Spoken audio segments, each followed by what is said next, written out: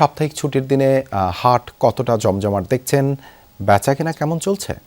দেবাশিস, হাট তো জমজমাট হয়ে উঠেছে। ধরেন প্রচুর পরিমাণে বিভিন্ন বয়সী অর্থাৎ ছোট মাঝারি যে গরুগুলো এবং বড় গরুগুলো সেগুলো এসেছে। আমরা কাউনিয়ার যে খানসামা হাট আছে সেই হাটের মধ্যে আছি।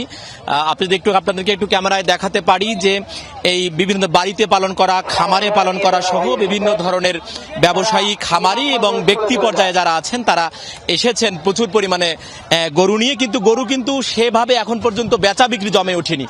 আমি একটুখানি একজনের কাছে জানতে চাই আপনার কাছে যে এই গরুটা আপনার কি নিজের? আমার বাসা গরু। আচ্ছা, এটা কত টাকা চাইছেন এবং কত মন ওজন হবে? আমি চাইছিলাম 1,50,000 টাকা, বলতেছে 20,000 টাকা।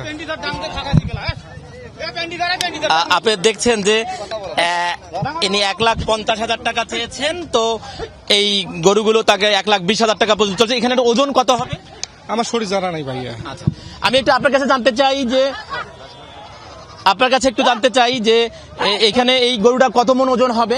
এটা মনে করেন 4.5 মন। আর আপনি চেয়েছেন কত? দিতে চাচ্ছে কত? 1,10,000 কয়, 1,30,000 চাচ্ছি। 1,30,000 টাকা তিনি চাচ্ছেন। নিজের বাড়িতে তিনি এই গরুটি প্রতিপালন করেছেন, 1,10,000 বলছে। অর্থাৎ আমরা যতটুকু তথ্য, আমি যদি আপনাদেরকে আরেকবার একটু গরুগুলো দেখাতে পারি, প্রচুর পরিমাণে কিন্তু গরু উঠেছে এই খানসামা হাটে, কিন্তু বেচা বিক্রি একটুখানি কম হচ্ছে। ক্রেতাদের সাথে আমরা কথা বলেছি, ক্রেতারা বলছেন যে দামটা বেশি চাইছেন যারা বিক্রেতা, আর বিক্রেতারা বলছেন যে ক্রেতারা একটু দাম কম বলছে। কিন্তু সব মিলে যে তথ্যটি হলো এরকম যে পুরো রংপুর সহ উত্তরাঞ্চলে যে হাট বাজারগুলো আছে, প্রায় 550-রও বেশি হাটে আজকে গরুর হাট বসেছে এই উত্তরাঞ্চলের 16 জেলায়।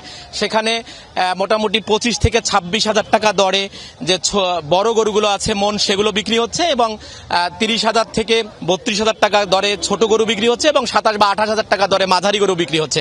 আর যে তথ্যটি দিতে চাই সেটি হচ্ছে যে প্রত্যেকটি হাটেই কিন্তু বেশি হাসিল নেওয়া হচ্ছে, অর্থাৎ বিক্রেতাদের কাছ থেকে কোনো টাকা নেওয়ার নিয়ম না থাকলে এই হাটে 300 টাকা নেওয়া হচ্ছে, এবং এখানে 600 টাকা নির্ধারিত, 500 টাকা নির্ধারিত মূল্য হলেও এখান থেকে নেওয়া হচ্ছে ক্রেতার কাছ থেকে 700 টাকা।